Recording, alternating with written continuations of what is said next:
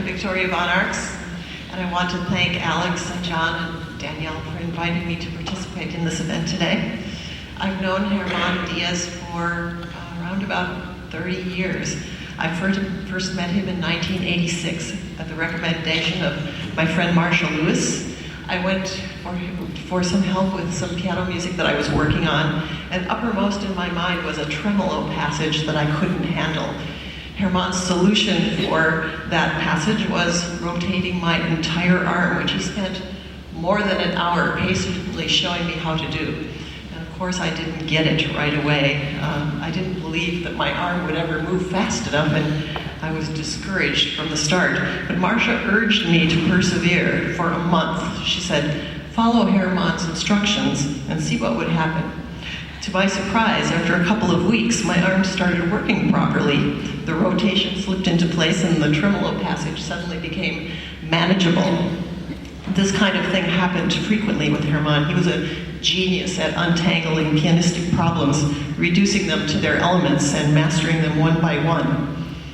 Herman was endowed with an enormous curiosity. He was a great reader. He always had books near his piano and often referred to something he had read in order to illustrate a point. He loved exploring how the human body adapted to piano playing and how that translated to musical expression. He enjoyed finding new ways to convey musical ideas and physical responses through words. Once he wanted to show me how a person would have greater control over the sound and motion of the keys by simply staying close on the surface of the key. And this he demonstrated to me by using his closet door. And I asked him afterwards, such an apt and novel way of explaining it, how did he ever think of it? And he said, well, from fixing doors, of course. He always went overtime with every lesson because he didn't give simple instructions. He spent a lot of time practicing with me, as with all of his students, and he did this very consciously. He once told me, I tell students to do one thing, and the next lesson they don't make the difference. And that's why you consider the reinforcement of supervised practicing, because one doesn't know that one is drifting in a different direction or not remembering at all, because it's down so deep. It takes a long time before it really becomes natural. By 2003, as I was completing my doctoral degree in music, the immense value of Herman's teaching had become clear to me, as well as the importance of recording and preserving his knowledge and what he had learned from Arau. So therefore, I chose as my dissertation topic the teaching of Arau and of his students. Though not officially one of my advisors, Herman took a very active interest in this project.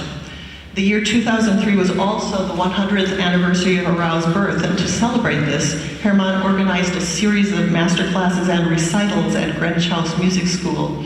Arau's former pupils traveled from Europe, Asia, and across the United States to be part of the event, and Herman helped me to arrange interviews with each one of them in order to gather information for my study. Furthermore, to stimulate a quicker beginning to my research and writing, he generously invited me to be the introductory speaker at this event. Having been a longtime student of Arau, Herman spent countless hours telling me about Arau as well as sharing his own experiences in teaching. The parts of my dissertation that I value the most are the quotations gathered from conversations with Herman and with his fellow Arau pupils. Herman's words are still powerful to help and guide me in my daily work, and when I read his words, I can still hear the sound of his voice as he spoke. A frequently repeated maxim of his was, "The finger is the messenger of the arm." He always stressed the importance of natural movement, saying, for instance, the movement of the finger takes place very naturally, because all you have to do is get out of the key and go to the next one. Like when you walk, you don't have to hit, you have to learn to get off the ground. Later, as my dissertation was being revised for the publication as a book, Herman again spent generous amounts of time with me going over the transcriptions of Arau's lessons and explaining details of his approach in the minutest way. I was delighted and honored to be able to place the first copy of the finished book into his hands last May. It's a rare privilege to have enjoyed the teaching and the company of so gentle and extraordinary a spirit for so many years. To have a life in music and to find meaning of it in it, that was his gift to me and to all of us. Herman himself lived richly in art, with great energy, commitment, and love for the piano. He never tired of explaining the elements of piano technique. Lessons with him were convivial events in which to share ideas about music. He maintained regular classes for us to play our music for each other on Saturday afternoons, and he enjoyed socializing with us in some nearby restaurant afterward.